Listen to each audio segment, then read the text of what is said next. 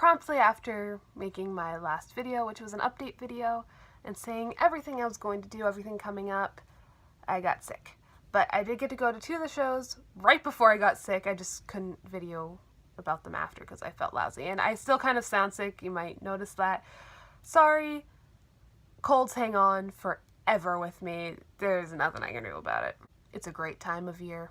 Anyways, I was originally going to merge both. I saw 2 productions of Annie. Did I say that already? I don't know.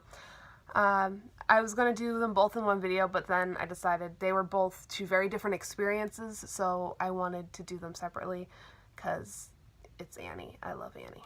I was really happy that I got to see this production because I originally didn't think I was going to, because it's in Philadelphia, which is, it's not a bad drive, but it is a drive, and it's an overnight trip.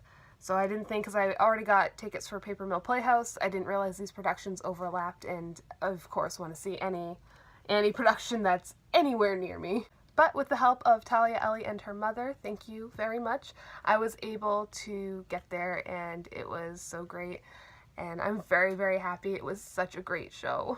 I was also really excited because Tyra Sky Autumns, I really hope I'm saying your last name right, I'm so sorry if I'm not, she was playing Pepper in this production, and she was Kate and Tessie on Broadway. So that was just really nice getting to meet her and Talia both. They were so sweet. They got this signed playbill for me, which is awesome because this is actually the first signed Annie playbill I have that from a show I've seen, because I have signed playbills. I got, if you've seen my flea market video, you saw that I have signed Annie playbill from there, but this was my first like to me, and I was like, oh my gosh, it was so sweet because they also, it was inside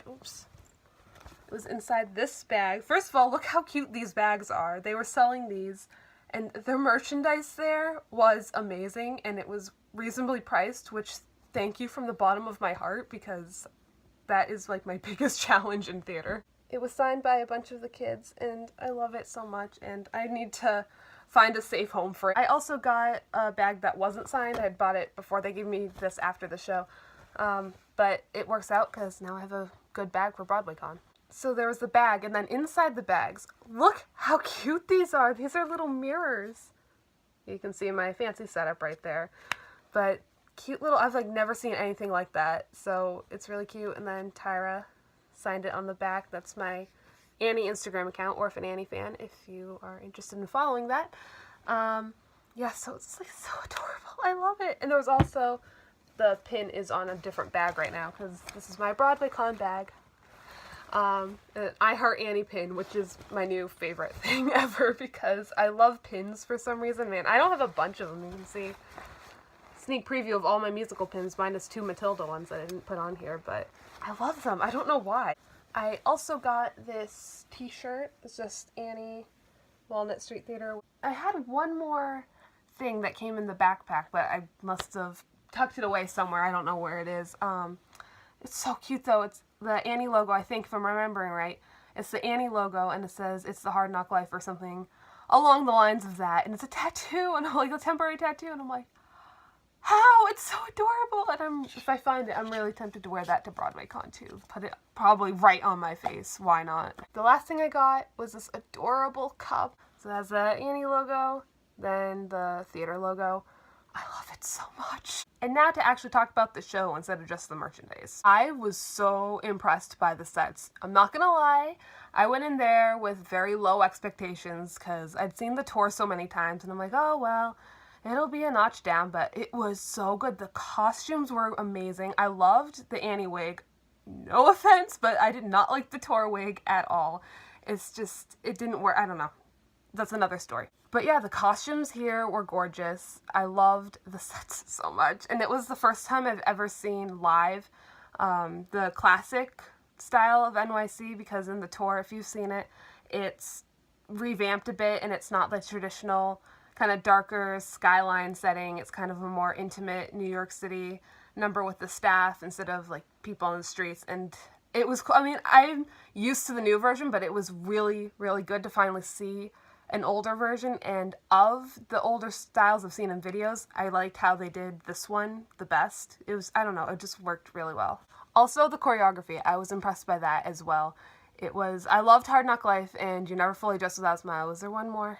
feel like there was one more, but those two in particular I really loved. It was just really well done, and I gotta shout out to the ensemble or the swings, understudies, whoever.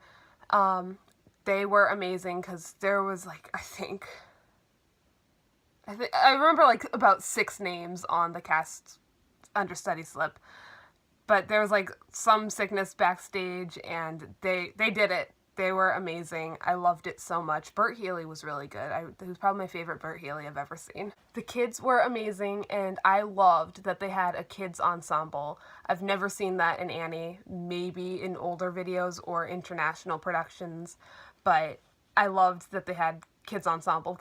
But yeah, it was just done so well, and that way Herbert Hoover, we'd like to thank Herbert Hoover, that was really good number as well. I'm so scatterbrained. I will admit though, I found it strange that a couple things were cut or changed in the script. It's so small, I really couldn't even tell you what exactly they were.